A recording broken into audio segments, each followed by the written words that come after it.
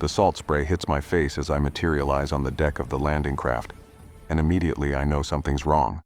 The chrono module on my wrist is flickering.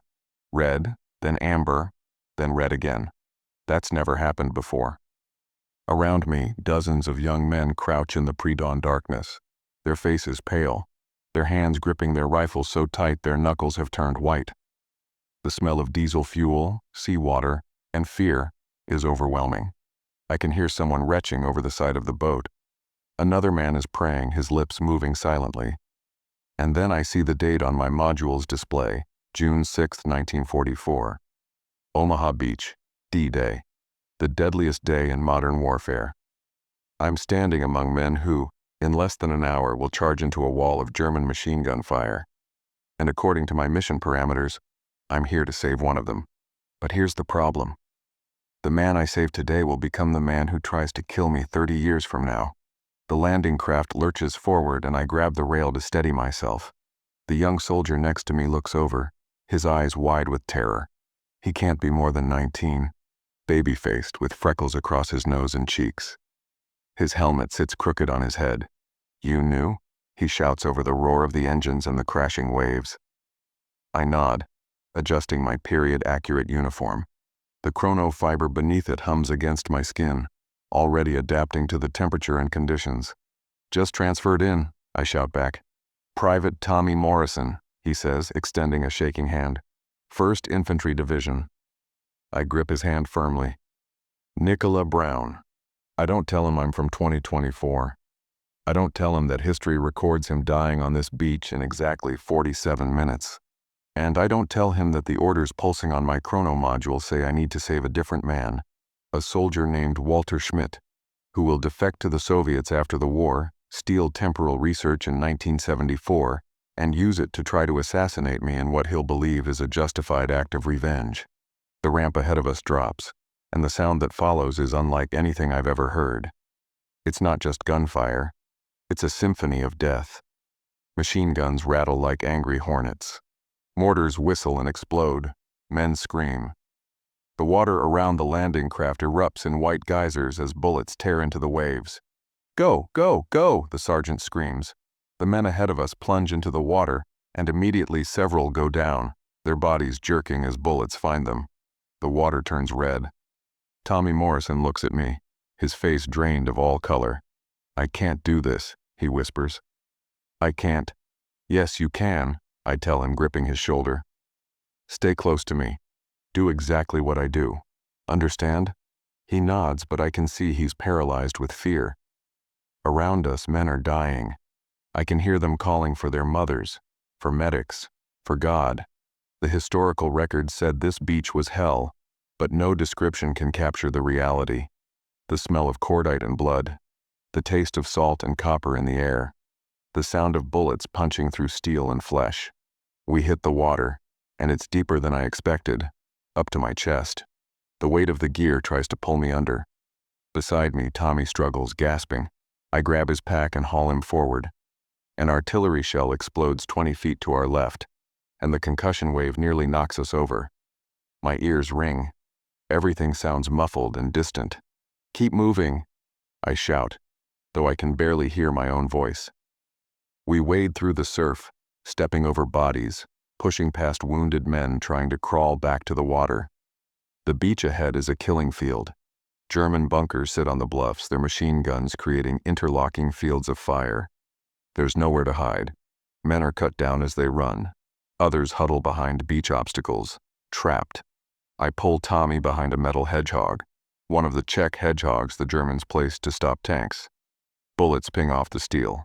The chrono module on my wrist pulses urgently, and a holographic map appears in my vision, visible only to me. It shows Walter Schmidt's location, pinned down behind a disabled Sherman tank about 200 yards up the beach. He's wounded. In 15 minutes he'll bleed out unless someone helps him. But Tommy Morrison is right here, right now, dying of fear if not bullets yet. And somewhere in my chest something rebels against the mission parameters. "Listen to me," I tell Tommy, looking him straight in the eyes. "In 30 seconds there's going to be a gap in the fire pattern. When I say run, we sprint for that crater. You see it? 20 yards ahead?" He nods, tears streaming down his face, mixing with salt spray. "We're going to make it," I tell him. "I promise you, we're going to make it." The chrono module pulses again, more urgently. Schmidt is dying. That's who I'm supposed to save. But I can't leave Tommy. I can't. "Now, run!" We burst from cover and sprint across the sand. I can hear bullets cracking past my head, feel them kicking up sand around my feet. 10 yards. 15. Tommy stumbles and I grab him, hauling him forward. 20 yards. We dive into the crater and land hard. Tommy is sobbing, clutching his rifle. "You're alive," I tell him. "You made it. You're alive." But the module is screaming at me now, flashing red. Schmidt has minutes left. I look up over the crater's edge. The beach is chaos. Bodies everywhere, burning vehicles, men screaming for medics. And beyond it all, I can see the disabled Sherman where Schmidt is dying. I can reach him. I can still complete the mission, but it means leaving Tommy here alone, paralyzed with fear. And I've studied the historical records. If I leave him now, he panics, breaks cover, and gets cut in half by machine gun fire. Save the man who becomes a traitor and tries to kill me? Or save the terrified kid who did nothing wrong except be born at the wrong time? "Stay down," I tell Tommy. "I'll be right back." "No." He grabs my arm. "Don't leave me, please." I look into his eyes and I make my decision. "I'm not leaving you," I tell him. "We're going together." The chrono module's alarm goes silent. Schmidt's vital signs flatline. He's dead. I've failed the mission. And I don't care. "Come on," I tell Tommy. "We're going to get off this beach." What happens next is a blur of violence and survival. We move from cover to cover, joining up with other soldiers, pushing forward inch by bloody inch. I use everything I know, tactical patterns from dozens of campaigns, hand-to-hand combat training, chronofiber-enhanced strength that I hide as adrenaline. We clear a bunker. We help carry wounded men. Tommy stops shaking and starts fighting. By the time we reach the bluffs, he's no longer the terrified boy from the landing craft. He's a soldier. As the sun sets on D-Day, we sit in a captured German trench, exhausted, covered in sand and blood. Tommy passes me a canteen, and I drink deeply. "You saved my life," he says quietly. "On that beach when I couldn't move, you saved me. You would have done the same," I tell him. "No." He shakes his head. "I was ready to quit, to just give up, but you didn't let me." "Why?" I look at him, this young man who should have died today, and I wonder what ripples I've just created in time. By saving Tommy Morrison instead of Walter Schmidt, what have I changed? What future have I created? "Because you deserved a chance," I tell him. "We all deserve a chance." He smiles, the first genuine smile I've seen from him all day. "When we get out of this war, I'm buying you a beer. Best damn beer you ever had. I'll hold you to that," I say, knowing I'll never collect. That night, while Tommy sleeps, I check my chrono module. The temporal readings are unstable. The timeline is shifting. By saving Tommy instead of letting Schmidt live, I've changed something fundamental. But what? The module can't tell me. I'll have to go back to 2024 and see what future I've created. 3 days later, I slip away during an artillery barrage. The jump coordinates are set. As the temporal field builds around me, I look back one last time. Tommy is helping evacuate wounded, carrying a man twice his size on his shoulders. He's alive, he's strong. He made it because I chose him over the mission. I activate the jump. The world dissolves into light and chaos. When I rematerialize in my apartment in 2024, everything looks wrong. Subtly wrong. The furniture is the same but positioned differently. There's a picture on my wall that I don't remember. And when I check my computer, looking for information about Tommy Morrison, what I find freezes my blood.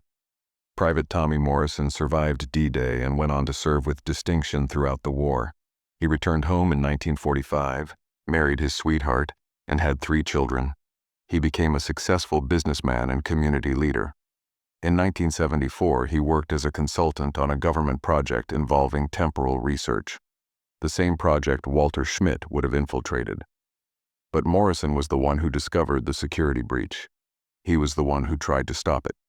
And according to these records, on September 15, 1974, Tommy Morrison was murdered by an unknown assailant who stole the temporal research and vanished.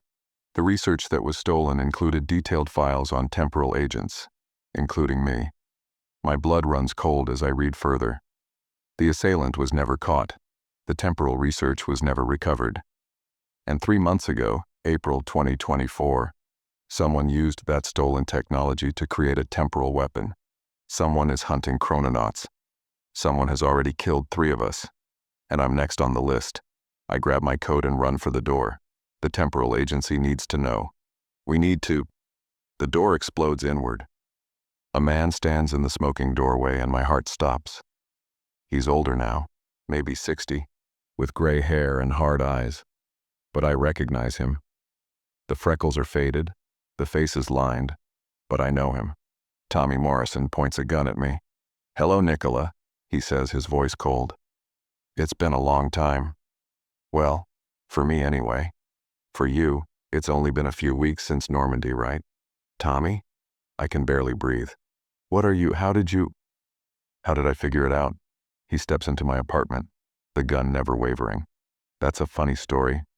See, after the war, I tried to find you, to thank you. But Nicola Brown didn't exist. No service record, no family, nothing. Like you were a ghost. It bothered me for years." He's circling me now, keeping his distance. Professional, trained. Then in 1974, I'm working on this project, and I see something that makes my blood run cold. Temporal displacement technology. Time travel. And in the files there's a photo. A chrononauts database. And there you are, Nicola Brown.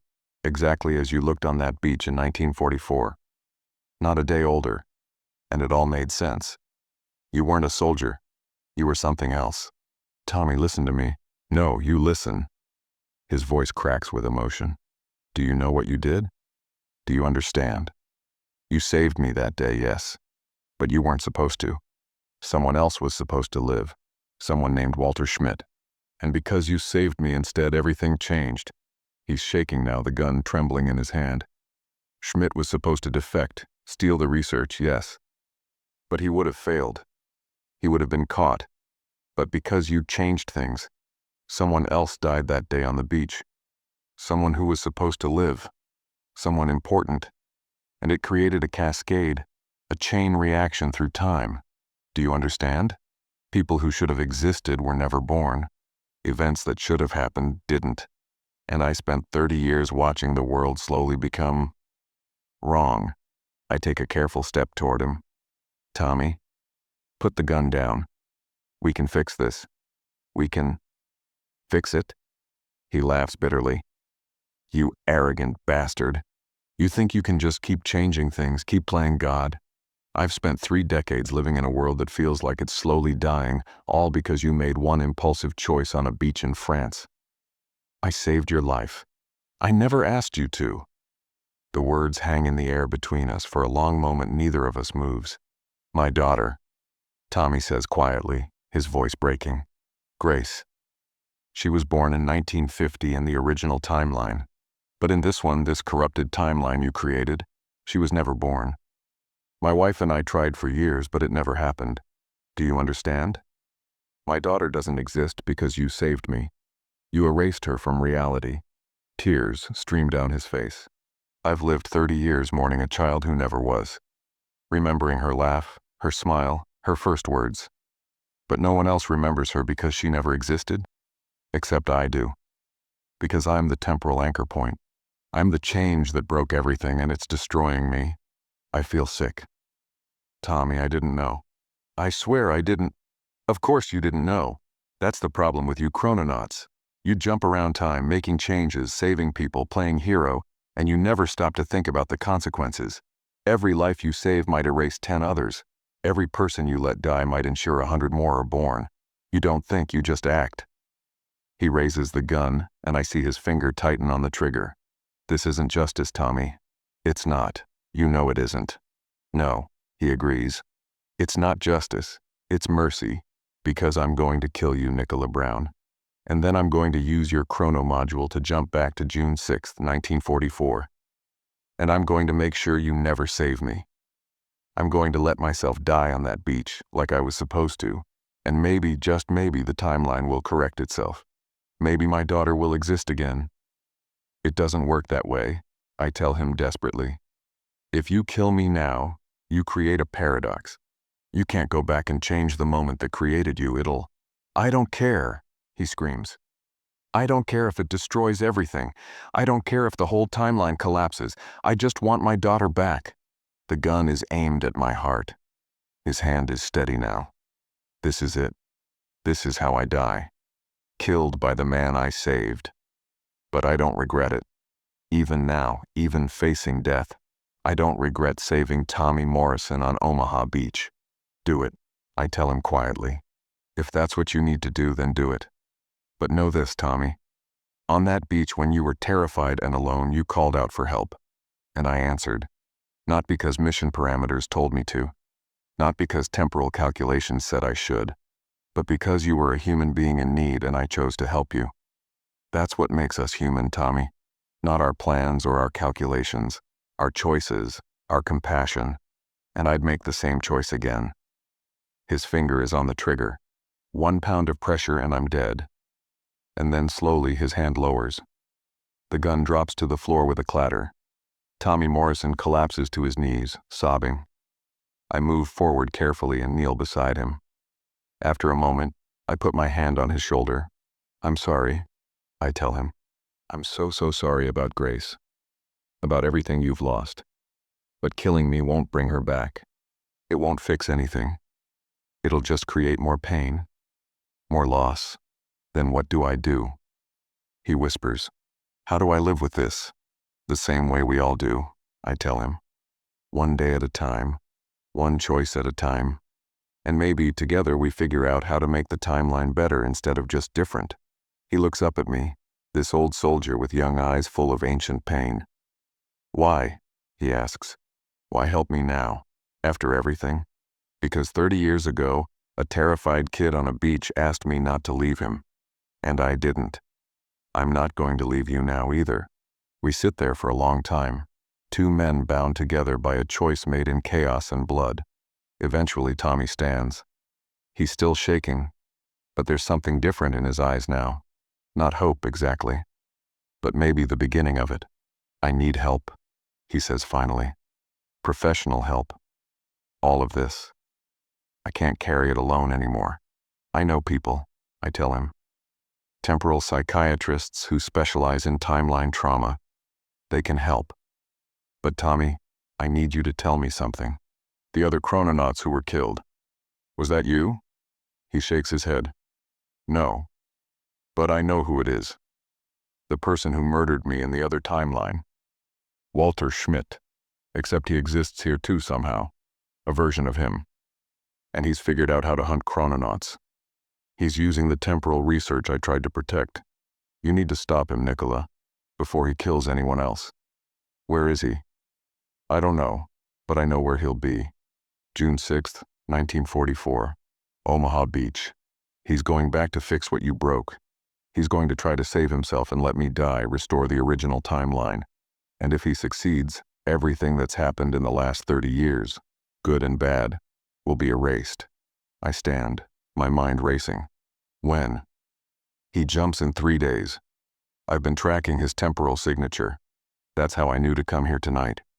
I was going to kill you and take your module to stop him myself. But now we stop him together. I finish. Tommy picks up his gun and tucks it away. One question, Nicola, that day on the beach, did you know? Did you know saving me would change everything? I look him in the eye. Yes, I knew the mission parameters. I knew who I was supposed to save. And I chose you anyway. He nods slowly. Why? Because you were real.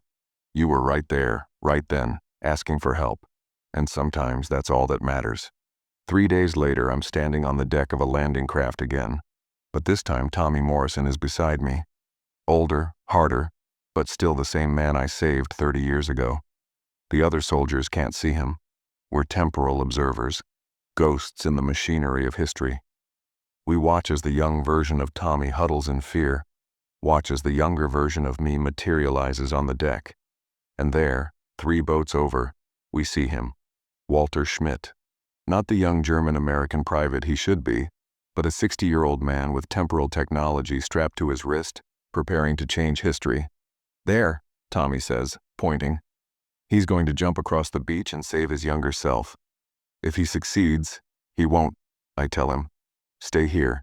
Keep the timeline stable. I activate my own jump, and space folds around me. I materialize on Schmidt's boat just as he's preparing to leap. He spins, surprised, and I see recognition flash in his eyes. Brown, he snarls. You've destroyed everything. No, I tell him. I made a choice, and I'd make it again. We fight. It's brutal and quick. 2 men with temporal technology battling on a landing craft full of terrified soldiers who can't see us. He's good, trained, desperate, but I'm better. And when I finally get my hands on his chrono module, I don't destroy it. I reprogram it. What are you doing? He gasps, bleeding from a dozen wounds. Giving you a choice, I tell him. You can jump back to 2024, face trial for murdering chrononauts, and spend the rest of your life in prison.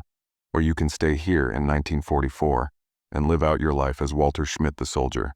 You'll survive the war. You'll have a normal life, but you'll never have temporal technology again. Choose. He stares at me, hatred and desperation warring in his eyes. Then slowly, he reaches up and rips the chrono module from his wrist. He throws it into the sea. I choose the past, he says. Better a real life here than a fake one in the future. I nod. Good luck, Walter. I jump back to Tommy's position, and we watch as the battle unfolds below us exactly as it did before. Young Tommy survives. Young Walter survives. The timeline remains intact. Is it over? Tommy asks. For now, I tell him. But Schmidt was right about one thing. Every choice we make ripples forward.